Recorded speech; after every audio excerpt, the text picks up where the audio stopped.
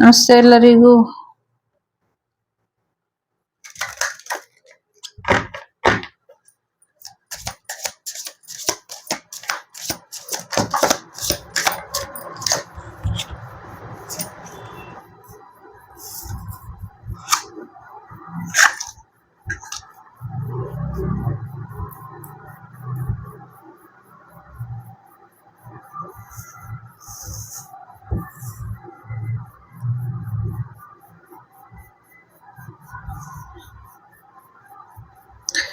ಸದ್ಯಕ್ಕೆ ನಿಮ್ಮ ಜೀವನದಲ್ಲಿ ತುಂಬಾ ಇಂಪಾರ್ಟೆಂಟ್ ಆದಂತ ಆಕ್ಷನ್ ಕಡೆ ಗಮನನ ಕೊಡಿ. ತುಂಬಾ ಒಂದು ಒಳ್ಳೆ ಪ್ರಮುಖವಾದಂತ ನಿರ್ಧಾರನ ತಗೊಳ್ಬೇಕಾಗಿರುವಂತ ಸಮಯ ಬಂದಿದೆ ಅನ್ನುವಂಥದ್ದು ಇದೆ.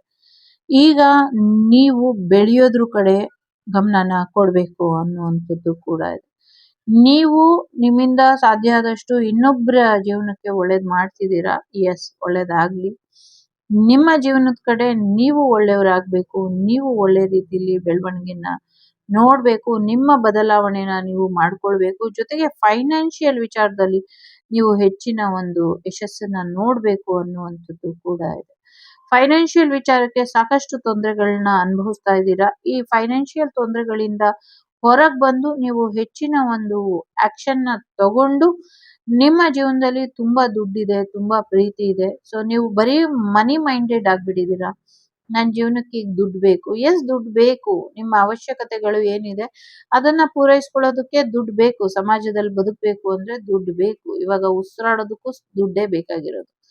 ಸೊ ಹಾಗಾಗಿ ಆ ದುಡ್ಡು ಬರುತ್ತೆ. ನೀವು ದುಡ್ಡಿನ ಬಗ್ಗೆ ಯೋಚನೆ ಮಾಡೋದು ಬಿಟ್ಬಿಟ್ಟು ನಿಮ್ಗೆ ಅಂತ ಒಂದು ವಿಶೇಷವಾದಂತ ಪ್ರೀತಿ ಬರ್ತಾ ಇದೆ. ಆ ಪ್ರೀತಿನ ನಿಮ್ಮದಾಗಿಸ್ಕೊಳ್ಳಿ ಅನ್ನುವಂಥದ್ದು ಕೂಡ ಇದೆ.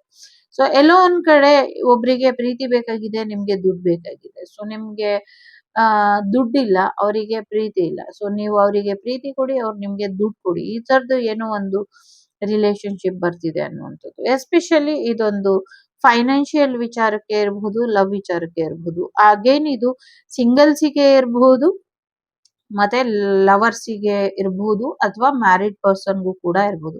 ನಿಮ್ಮ ಹಸ್ಬೆಂಡ್ ಅಂಡ್ ವೈಫ್ ರಿಲೇಶನ್ಶಿಪ್ ಅಲ್ಲಿ ನೀವೇನಾದ್ರೂ ಮನಿ ಮೈಂಡೆಡ್ ಆಗಿ ನಿಮ್ಮ ಹಸ್ಬೆಂಡ್ ಇಂದ ಲವ್ ಅಫೆಕ್ಷನ್ ಇಂದ ದೂರ ಇದ್ರೆ, ಅಥವಾ ನಿಮ್ಮ ಹಸ್ಬೆಂಡ್ ಏನಾದ್ರೂ ಮನಿ ಮೈಂಡೆಡ್ ಆಗಿ ನಿಮ್ಮ ಲವ್ ಅಫೆಕ್ಷನ್ ಇಂದ ದೂರ ಇದ್ರೆ, ಸೊ ಮನಿ ಮತ್ತೆ ಲವ್ ಇದೆರಡನ ಒಂದು ಬ್ಯೂಟಿಫುಲ್ ಕಾಂಬಿನೇಷನ್ ಕಂಬೈನ್ ಮಾಡ್ಕೊಳ್ಳಿ ಅನ್ನುವಂಥದ್ದು ಇದೆ. ನಂಗೆ ಗೊತ್ತಿಲ್ಲ ಹೇಗೆ ಅರ್ಥ ಮಾಡಿಸ್ಬೇಕು ಅಂತ, ಬಟ್ ಇಲ್ಲಿ ಇರೋದು ಮೇನ್ ಥೀಮ್ ಅದೇನೆ.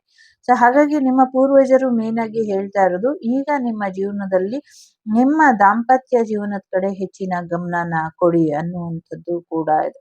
ಜೊತೆಗೆ ಒಂದು ಎನರ್ಜಿ ನಿಮ್ಮ ಜೀವನದಲ್ಲಿ ಒಂದು ತುಂಬಾ ಕಷ್ಟ ಆಗ್ತಾ ಇತ್ತು, ಏನೋ ಒಂದು ಸಿಂಗಲ್ ಆಗಿ ಸಾಕಷ್ಟು ಹೋರಾಟ ಮಾಡ್ತಿದ್ರಿ, ಅಥವಾ ಮ್ಯಾರೇಜ್ ಆಗಿದ್ರು ನಿಮ್ದೇ ಒಂದ್ ಟ್ರ್ಯಾಕ್ ಹೋಗ್ತಾ ಇತ್ತು, ಅವ್ರದ್ದೇ ಒಂದ್ ಟ್ರ್ಯಾಕ್ ಹೋಗ್ತಾ ಇತ್ತು.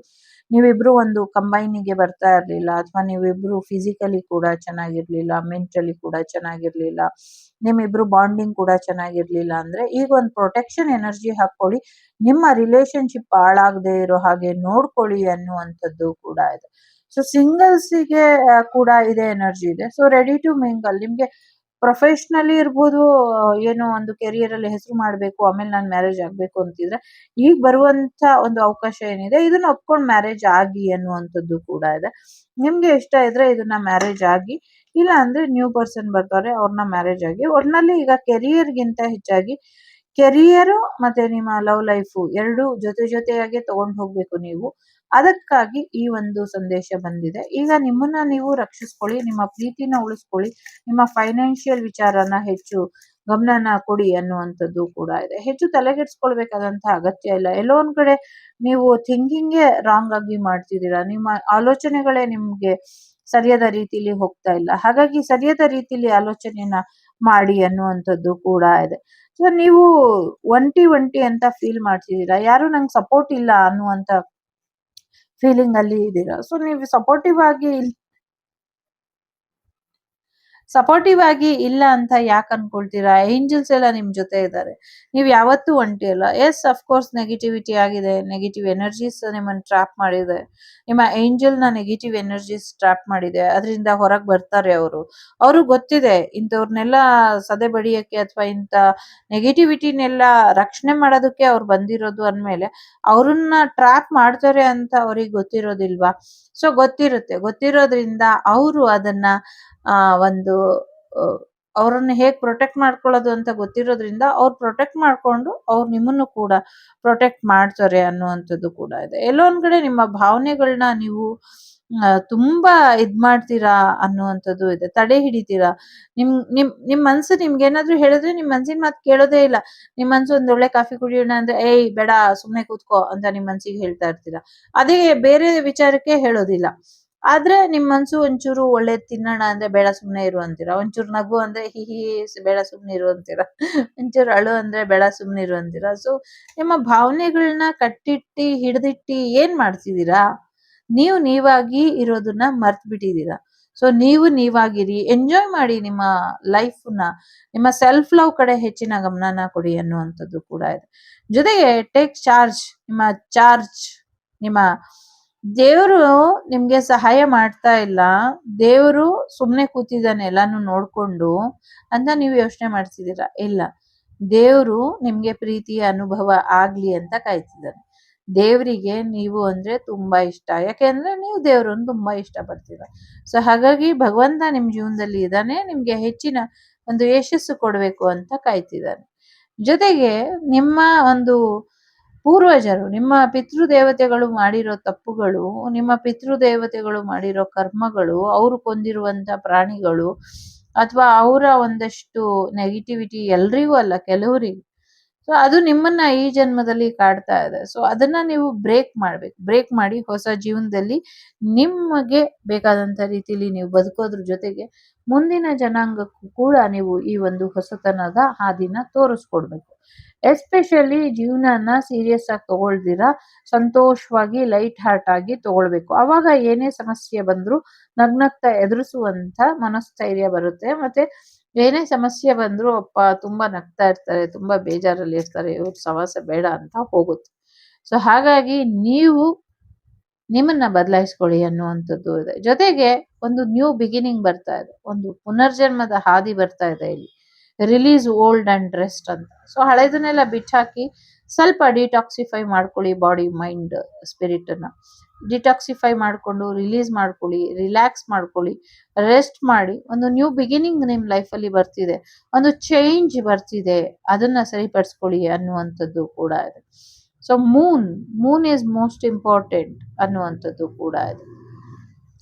ಜೊತೆಗೆ ಇಲ್ಲಿ ಎಲ್ಲೋ ಒಂದ್ ಕಡೆ ನಿಮ್ಮ ಜೀವನದಲ್ಲಿ ತುಂಬಾ ಇಂಪಾರ್ಟೆಂಟ್ ಮೆಸೇಜ್ ಪ್ರತಿ ಹುಣ್ಣಿಮೆಗೆ ಅಥವಾ ಅಮಾವಾಸ್ಯೆಗೆ ಬರುತ್ತೆ. ಎಸ್ಪೆಷಲಿ ನೀವೇನಾದ್ರೂ ಸನ್ ಮೂನ್ ಎನರ್ಜಿ ನಿಮ್ಮ ಚಾರ್ಟ್ ಅಲ್ಲಿ ಇದ್ರೆ ತುಂಬಾ ವೇರಿಯೇಷನ್ ಅನ್ನ ನೋಡ್ತೀರಾ.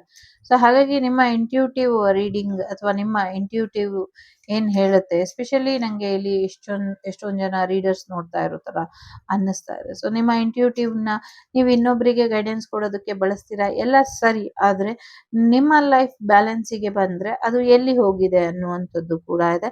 ಸದ್ಯಕ್ಕೆ ನೀವು ನಿಮ್ಮ ಆನ್ಸಿಸ್ಟರ್ ಪ್ಯಾಟ್ರನ್ ಏನಿದೆ ಅದನ್ನ ರಿಲೀಸ್ ಮಾಡಿ ರೀಕಾಲ್ ಮಾಡ್ಕೊಳ್ಳಿ, ಒಂದು ಫ್ರೆಶ್ ಎನರ್ಜಿನ. ಇದರಿಂದ ನಿಮ್ಗೆ ಹೆಚ್ಚು ಅನುಕೂಲ ಆಗತ್ತೆ ಅನ್ನುವಂಥದ್ದು ಕೂಡ ಇದೆ. ಗುರುಗಳ ಆಶೀರ್ವಾದನ ಪಡ್ಕೊಳ್ಬೇಕು, ಇದರಿಂದ ಹೆಚ್ಚು ಅನುಕೂಲ ಆಗತ್ತೆ ಅನ್ನುವಂಥದ್ದು ಕೂಡ ಇದೆ. ಗುರುಗಳ ಆಶೀರ್ವಾದನ ಪಡ್ಕೊಳ್ಳಿ ಅಂತ ಇದೆ. ಓಕೆ, ಸೊ ಮೆಡಿಸನ್ ಹೇಳ್ತಾ ಇದೆ ಸರಿಯಾದ ರೀತಿಲಿ ನಿಮ್ಮನ್ನ ನೀವು ಅರ್ಥ ಮಾಡ್ಕೊಳ್ಳಿ ಅನ್ನುವಂಥದ್ದು ಇದೆ. ಇನ್ನೊಬ್ಬ ತಾಯಿ ಮಗುನ ಹೇಗೆ ನೋಡ್ಕೊಳ್ತಾಳೋ ಹಾಗೆ ನಿಮ್ಮನ್ನ ನೀವು ನೋಡ್ಕೊಳ್ಳಿ ಅನ್ನುವಂಥದ್ದು ಕೂಡ ಇದೆ. ಜೊತೆಗೆ ನಿಮ್ಗೆ ಏನಿದೆ, ಏನ್ ಆಕ್ಷನ್ ತಗೊಳ್ಬೇಕು ಇದ್ರ ಕಡೆ ಗಮನನ ಕೊಡಿ. ಸೊ ಯಾವುದೇ ಒಂದು ಚಿಕ್ಕದಾಗಿರ್ಲಿ ದೊಡ್ಡದಾಗಿರ್ಲಿ, ಸಣ್ಣ ವಿಚಾರ ಆಗಿರ್ಲಿ ದೊಡ್ಡ ವಿಚಾರ ಆಗಿರ್ಲಿ, ಯಾವುದು ನಿಮ್ಗೆ ಹಾನಿನ ಮಾಡಬಾರ್ದು. ಹಾನಿನ ಮಾಡದೇ ಇರೋ ಹಾಗೆ ನೋಡ್ಕೊಳ್ಳಿ, ನಿಮ್ಮನ್ನ ನೀವು ಪ್ರೊಟೆಕ್ಟ್ ಮಾಡ್ಕೊಳ್ಳಿ ಅನ್ನುವಂಥದ್ದು ಕೂಡ ಇದೆ. ಮೆಡಿಸನ್ ಇದೆ. ಸೊ ಈ ಮೆಡಿಸನ್ ಅನ್ನೋದನ್ನ ಸರಿಯಾದ ರೀತಿಲಿ ನೀವು ತಗೊಬೇಕು, ನಿಮ್ಮ ಆರೋಗ್ಯದ ಕಡೆ ಹೆಚ್ಚಿನ ಗಮನನ ಕೊಡಬೇಕು ಅನ್ನುವಂಥದ್ದು ಕೂಡ ಇದೆ. ನಿಮ್ಮ ಆರೋಗ್ಯನ ನೀವೇ ನೋಡ್ಕೊಳ್ಳಿಲ್ಲ ಅಂದ್ರೆ ಇನ್ಯಾರು ನೋಡ್ಕೊಳ್ತಾರೆ? ನಿಮ್ಗೆ ಹೀಲಿಂಗ್ ಅಗತ್ಯ ಇದೆ, ನಿಮ್ಗೆ ಮೆಡಿಸನ್ ಅಗತ್ಯ ಇದೆ, ಅದನ್ನ ನೋಡ್ಕೊಳ್ಳಿ ಅನ್ನುವಂಥದ್ದು ಕೂಡ ಇದೆ. ಈ ಕೋಪ ನೀವು ಕಂಟ್ರೋಲ್ ಮಾಡಿ ಮಾಡಿ ಎಲ್ಲ ಒಂದ್ ರೀತಿ ಏನ್ ಹೇಳ್ತಾರೆ, ಹಗ್ಗನು ಹಾವಾಗೋದು ಅಂತಾರಲ್ಲ ಹಾಗೆ. ಸೊ ಚಿಕ್ಕ ವಿಚಾರಗಳು, ಚಿಕ್ಕ ಮಕ್ಕಳೆಲ್ಲ, ಚಿಕ್ಕವರೆಲ್ಲ ನಿಮ್ಮನ್ನ ಹೆದರ್ಸೋ ಹಾಗೆ ಆಗೋಗಿದ್ದಾರೆ, ನಿಮ್ಗೆ ತೊಂದರೆ ಮಾಡೋ ಹಾಗೆ ಆಗೋಗಿದ್ದಾರೆ. ಸೊ ನಿಮ್ಮಲ್ಲಿ ಇಷ್ಟು ಪವರ್ ಇದೆ, ಇಷ್ಟು ಒಂದು ನಾಲೆಜ್ ಇದೆ, ಇಷ್ಟು ಕಂಟ್ರೋಲ್ ಆಗಿ ಇರೋ ಅಂತ ಅಗತ್ಯ ಇಲ್ಲ. ಫ್ರೀ ಬಿಡಿ ನಿಮ್ಮನ್ನ, ನಿಮ್ಗೆ ಹೇಗೆ ಅನ್ಸುತ್ತೋ ಹಾಗೆ ಮಾಡಿ. ನಿಮ್ಮನ್ನ ಯಾರು ಟಚ್ ಮಾಡಬಾರ್ದು. ಸಣ್ಣ ಸಣ್ಣ ವಿಚಾರಗಳು, ಸಣ್ಣ ಸಣ್ಣ ವ್ಯಕ್ತಿತ್ವನೇ ಇಲ್ದಿರೋರೆಲ್ರು ಕೂಡ ನಿಮ್ ಬಗ್ಗೆ ಕಾಮೆಂಟ್ ಮಾಡ್ತಿದ್ರೆ, ನಿಮ್ಮನ್ನ ಟ್ರಿಗರ್ ಮಾಡ್ತಿದ್ರೆ ಯಾಕೆ ಸುಮ್ನೆ ಇದ್ದೀರಾ ಅನ್ನುವಂಥ ಪ್ರಶ್ನೆ ಇಲ್ಲಿ ಇದೆ. ಆಕ್ಷನ್ ತಗೊಳ್ಳಿ. ಆ ಕ್ಷಣಕ್ಕೆ ನಿಮ್ಗೆ ಕೋಪ ಬರುತ್ತಾ, ಕೋಪನ ವ್ಯಕ್ತಪಡಿಸಿ. ಪ್ರೀತಿ ಬರುತ್ತಾ, ಪ್ರೀತಿನ ವ್ಯಕ್ತಪಡಿಸಿ. ಬುದ್ಧಿ ಹೇಳ್ಬೇಕಾ, ಹೇಳಿ. ನಿಮ್ಮ ಒಳ್ಳೆತನನ ಬೇರೆಯವ್ರು ದುರುಪಯೋಗ ಪಡಿಸ್ಕೊಳ್ತಿದ್ದಾರೆ, ಅದಕ್ಕೂ ಕೂಡ ಅವಕಾಶನ ಕೊಡಬೇಡಿ ಅನ್ನುವಂಥದ್ದು ಕೂಡ ಇದೆ. ಸೊ ಹೀಲಿಂಗ್ ಬರ್ತಾ ಇರೋದ್ರಿಂದ ಇಲ್ಲಿ ಆರೋಗ್ಯದ ಕಡೆ ಹೆಚ್ಚಿನ ಗಮನನ ಕೊಡಿ ಅನ್ನುವಂಥದ್ದು ಕೂಡ ಇದೆ. ಜೊತೆಗೆ ಒಂದು ಸ್ಟ್ರಾಂಗ್ ಆಗಿ ನಿಲ್ಲಿ ಅನ್ನುವಂಥದ್ದು ಇದೆ. ಯಾವುದೇ ಕಾರಣಕ್ಕೂ ಭಯ ಅನ್ನೋದು ಬೇಡ. ಯಾರು ಏನ್ ಮಾಡ್ತಾರೆ ನಿಮ್ಮನ್ನ ಟಚ್ ಮಾಡೋ ಅಷ್ಟು ಭಗವಂತ ಅವ್ರಿಗಿನ್ನ ಶಕ್ತಿ ಕೊಟ್ಟಿಲ್ಲ. ನಿಮ್ಮ ಶಕ್ತಿಗೆ ನೀವು ಬಂದಿಲ್ಲ ಅಂದ್ಮೇಲೆ ಬೇರೆಯವ್ರ ಶಕ್ತಿ ಅಥವಾ ಬೇರೆಯವರು ನಿಮ್ಗೆ ಯಾವುದೇ ರೀತಿ ಹಾನಿ ಮಾಡೋದಕ್ಕಾಗ್ಲಿ ಅಥವಾ ನಿಮ್ಗೆ ತೊಂದರೆ ಮಾಡೋದಕ್ಕಾಗ್ಲಿ ಯಾರು ದೇವ್ರು ಅನ್ನೋರು ಅವ್ರಿಗೆ ಅಷ್ಟು ಶಕ್ತಿನೂ ಕೊಟ್ಟಿಲ್ಲ, ಅವ್ರಿಗೆ ಆ ಆಶೀರ್ವಾದನೂ ಇಲ್ಲ. ನಿಮ್ ಜೀವನದಲ್ಲಿ ಯಾರಾದ್ರೂ ತೊಂದರೆ ಮಾಡ್ತಿದ್ರೆ, ಯಾರಾದ್ರೂ ನಿಮಗೆ ಬೇರೆಯವ್ರು ತೊಂದರೆ ಮಾಡ್ತಿದ್ರು ಸುಮ್ಮನಿದ್ದಾರೆ ಅಂದ್ರೆ ಅದು ನೀವು ಇದಕ್ಕೆ ಅವಕಾಶನ ಕೊಡಬೇಡಿ ಅನ್ನುವಂಥದ್ದು ಕೂಡ ಇದೆ. ಜೊತೆಗೆ ನೀವೆಲ್ಲೋ ಪ್ರಯಾಣ ಹೋಗ್ತೀರಾ ಅನ್ನುವಂಥದ್ದು ಕೂಡ ಇದೆ. ಪ್ರಯಾಣ ಹೋಗಿ ಹೋಗಿ ಹೋಗಿ ಹೋಗಿ ನಿಮ್ಮಲ್ಲಿ ಸಾಕಷ್ಟು ಬದಲಾವಣೆಗಳನ್ನ ನೀವು ನೋಡ್ತೀರಾ ಅನ್ನುವಂಥದ್ದು ಕೂಡ ಇದೆ. ಸಾಕಷ್ಟು ಗಿಫ್ಟ್ ಬರ್ತೀರಾ, ನಿಮ್ಮದೇ ಬೇರೆ ಬೇರೆ ವ್ಯಕ್ತಿತ್ವನ, ನಿಮ್ಮದೇ ಬೇರೆ ಸೈಡ್ಸ್ನ ನೀವು ನೋಡ್ತೀರಾ ಅನ್ನುವಂಥದ್ದು ಕೂಡ ಇದೆ. ನಿಮ್ಮ ಸ್ಪಿರಿಟ್ ಅನಿಮಲ್ ನಿಮ್ ಜೊತೆ ಯಾವಾಗ್ಲೂ ಇರ್ತಾರೆ. ಸೊ ಹಾಗಾಗಿ ಹೆಚ್ಚು ತಲೆ ಕೆಡಿಸ್ಕೊಳ್ಳೋದು ಬೇಡ ಅನ್ನುವಂಥದ್ದು ಕೂಡ ಇದೆ ಇಲ್ಲಿ. ಸೊ ಎಸ್, ಪರ್ಫೆಕ್ಷನ್ ಕಡೆ ಹೆಚ್ಚಿನ ಗಮನನ ಕೊಡಿ ಅನ್ನುವಂಥದ್ದು ಇದೆ. ಒಂದಷ್ಟು ನೀವು ಬದಲಾವಣೆನ ಮಾಡ್ಕೊಳ್ಬೇಕು, ಅದನ್ನ ಮಾಡ್ಕೊಳ್ಳಿ ಅನ್ನುವಂಥದ್ದು ಕೂಡ ಇದೆ. ಫೆಮಿನೈನ್ ಎನರ್ಜಿನ ಆಕ್ಟಿವೇಟ್ ಮಾಡಿದೀರಾ, ಮಸ್ಕ್ಯುಲಿನ್ ಎನರ್ಜಿನ ಆಕ್ಟಿವೇಟ್ ಮಾಡಿ, ಅವಾಗೆಲ್ಲ ಬ್ಯಾಲೆನ್ಸಿಗೆ ಬರುತ್ತೆ ಅನ್ನುವಂಥದ್ದು ಕೂಡ ಇದೆ. ಎಲ್ಲಾ ರೀತಿಯ ಗಾರ್ಡಿಯನ್ಸ್ ನಿಮ್ ಜೊತೆ ಇರೋದ್ರಿಂದ ಎಲ್ಲಾ ರೀತಿಯ ಪ್ರೊಟೆಕ್ಷನ್ ನಿಮ್ಗೆ ಇದೆ ಅನ್ನುವಂಥದ್ದು ಕೂಡ ಇದೆ.